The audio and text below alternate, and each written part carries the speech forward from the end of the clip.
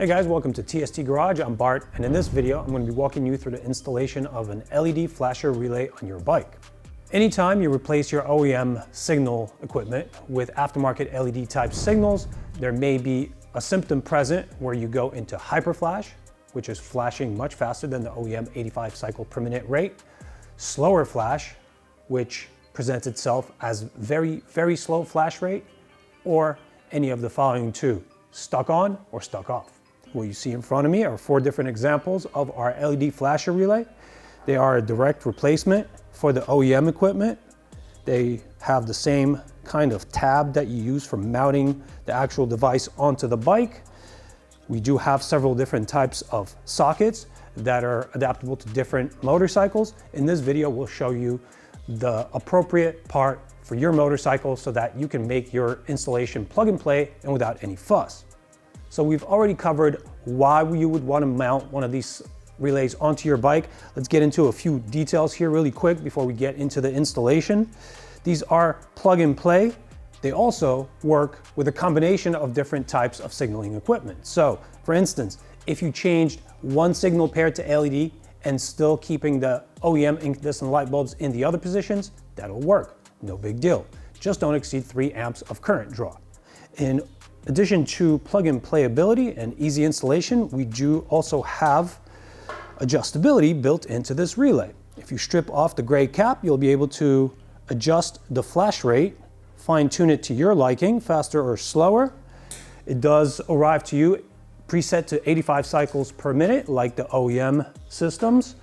If you feel the need to change that, you have that capability just by following those steps. At the end of this video, we will have a detailed explanation showcased on a bike so that you can follow along and have the steps broken down for you. Now I'm chomping at the bit to show you guys just how easy it is to install and configure this on a bike. But before we do, I wanted to answer 2 questions that are very common that our customer service folks have asked me to answer in this video. One of them is, how many relays do I need for one motorcycle? It's just one relay that controls front and rear, left and right. No big deal. The other question is, does this work with sequential signaling equipment? Yes, it does. No problem. In fact, signaling equipment that uses a sequential pattern typically doesn't complete the sequence from inboard to outboard. If the flash rate is too fast, using one of these relays will enable your equipment to complete each blink sequence and be good to go. All right, let's grab ourselves a motorcycle and let's continue with this install. Now, to begin this installation process, we do need to gain access behind this headlight shroud. We can do so by removing these 2 bolts on the actual headlight shroud, and then we have a bolt on the dash shroud, and then a push pin underneath this signal mounting area. Now, before I get into that, I do want to go ahead and cover our front fender with a towel of some sort. In this case, we're just using a microfiber towel. When we remove all these panels and remove the headlight bracket, the headlight will be resting, and to avoid any damage on your front fender, we definitely recommend doing that. At this point, let's go ahead and remove the 3 bolts located on the side of the headlight shroud. These bolts do have red Loctite on them from the factory, so please be aware.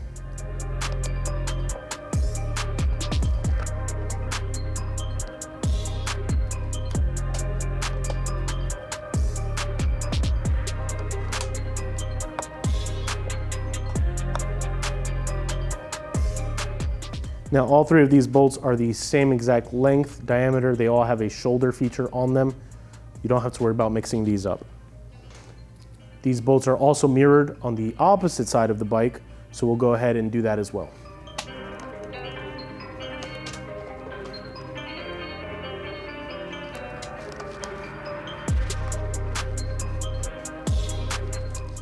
Now, for the very last step before we move on, we have a small push pin, as I mentioned, located on the bottom of this signal mounting feature.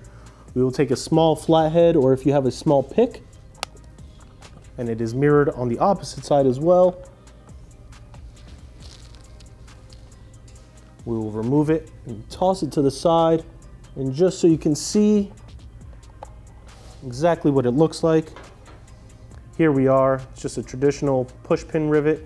To reset them for the reinstallation process, You can see for the removal, we pressed it in and the small little piston pushed out. Now we will push it from the opposite end, resetting this push pin fastener. So during the reinstallation process, we could reinsert this. Now at this point, all of the exterior hardware is removed and we can focus underneath this headlight shroud. We have two push pin fasteners located underneath these little fang features. And then we have a larger one in the back to the right side of the bike if you were looking at it head on. We'll follow the same procedure. Press down on the insert.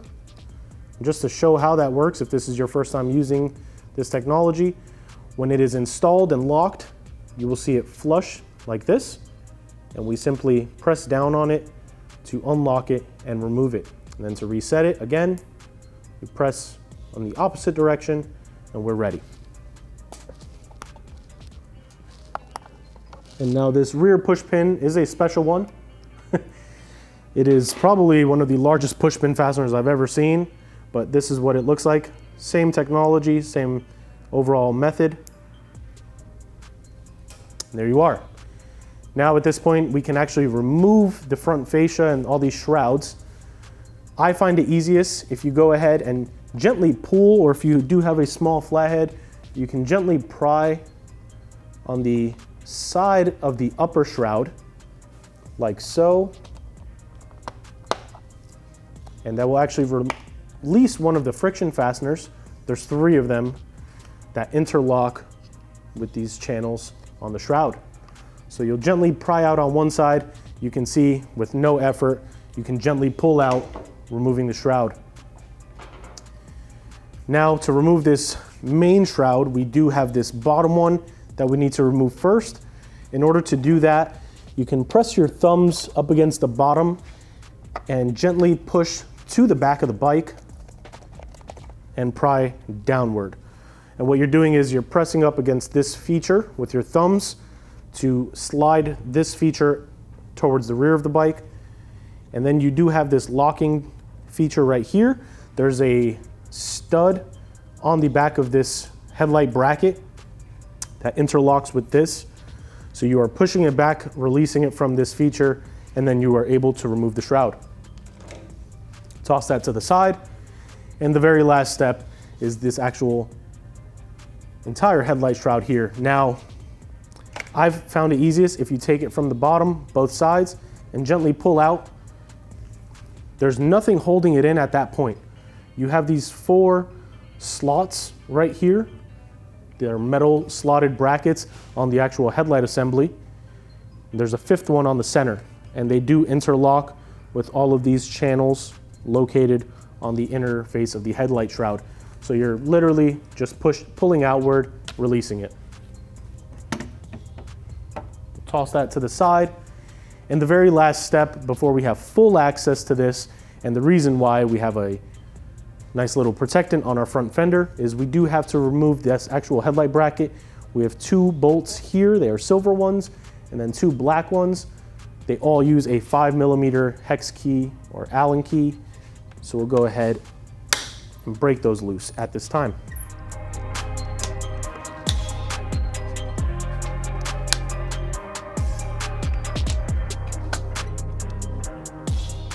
Now at this point, you can pull out gently on this actual bracket. You can see here the bottom just pivots out.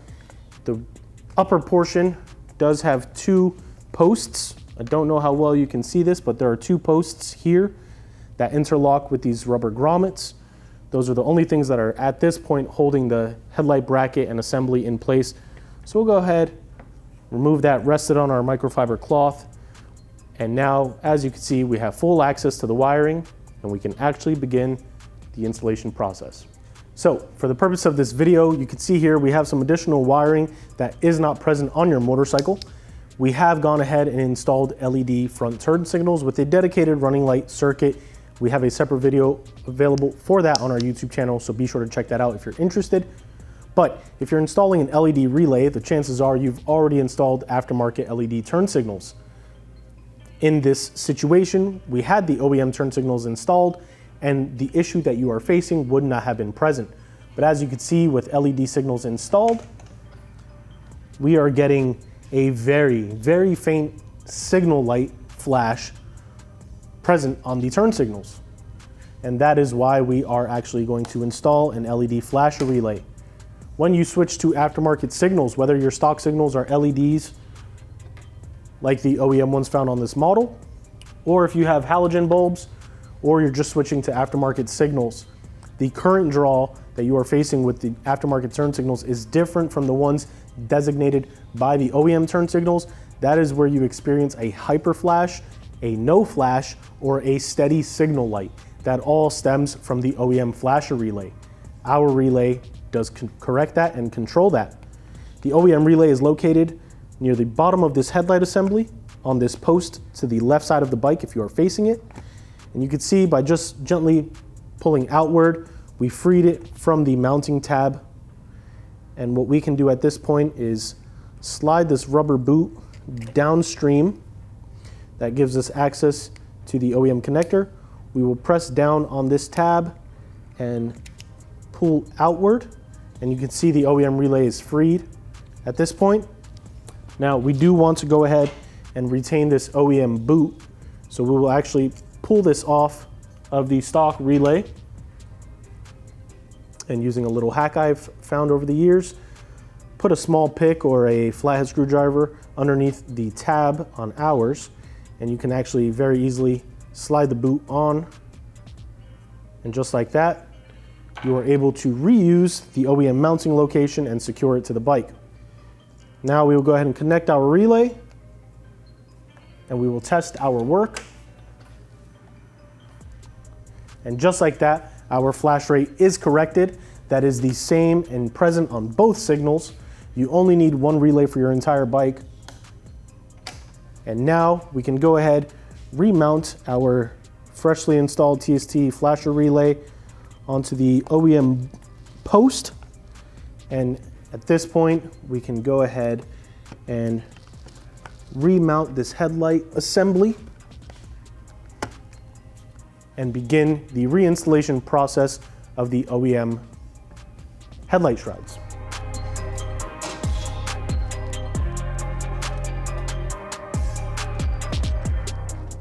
Now, for this reinstallation process and reassembly process, we're just going to repeat the steps we took to remove everything, but obviously in the reverse order.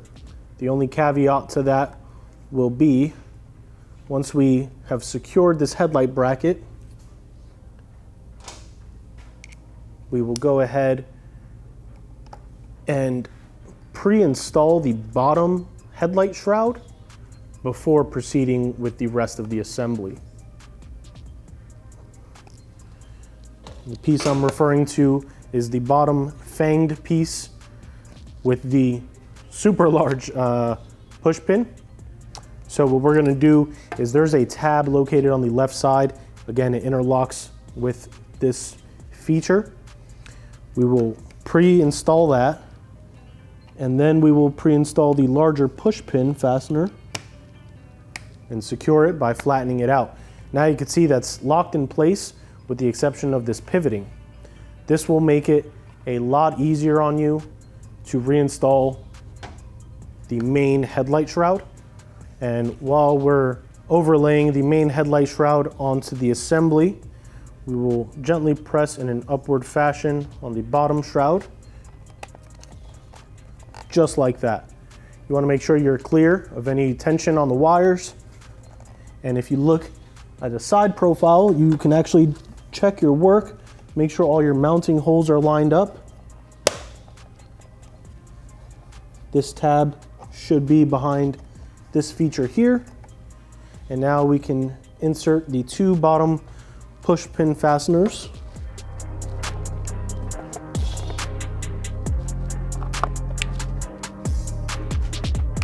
There we go.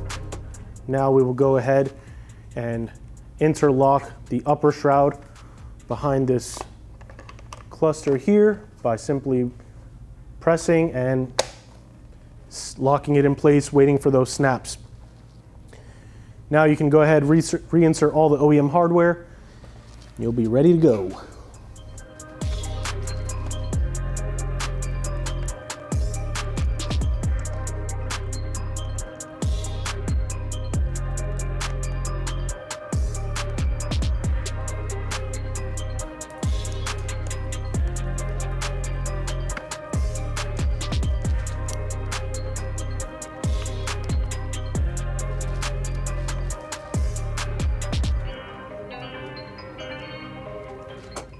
The final pieces we have left are the two push pins located on the underside of the signal mounts. And there you have it. Okay, our process here will be portrayed in a model agnostic way. This will be applicable to any model out there. We just chose this motorcycle because we had it handy. I typically like to start with my relay still plugged in.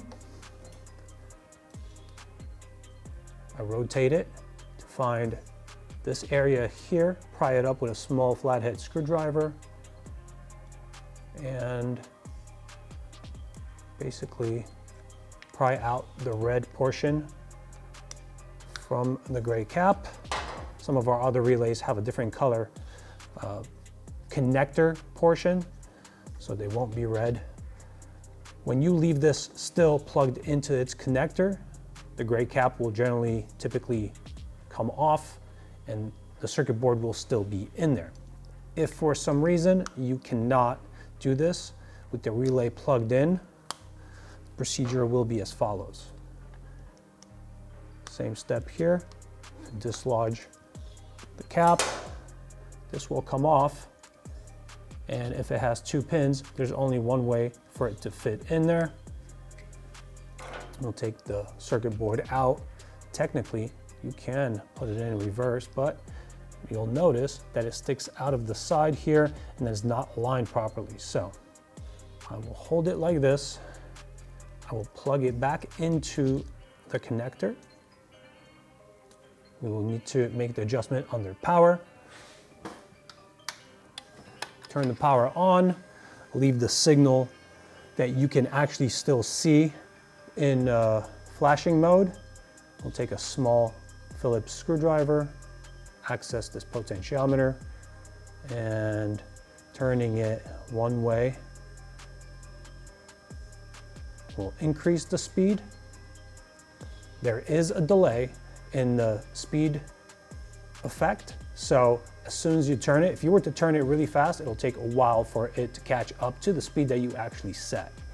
So give it a little bit of time before you judge it. All the way counterclockwise is fast, all the way clockwise is slow. You will generally find something in between that will please you. And once you've made that adjustment, you could close the cap. Now, here's a very important note that I want to underline. As you can see, I'm holding this relay away from contact with anything.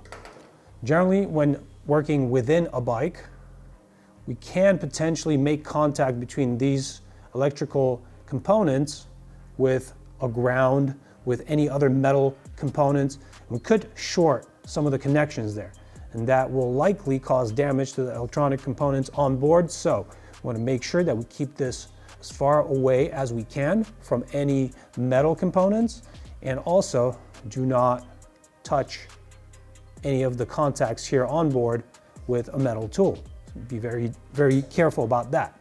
Now, the reinstallation of the cap is as follows. We'll look inside. We'll notice that there is a channel here and here, and that is what accepts the circuit board. So you find that channel, you match the circuit board to it, snap it on, make sure both sides engage, and then hang the relay in its appropriate place.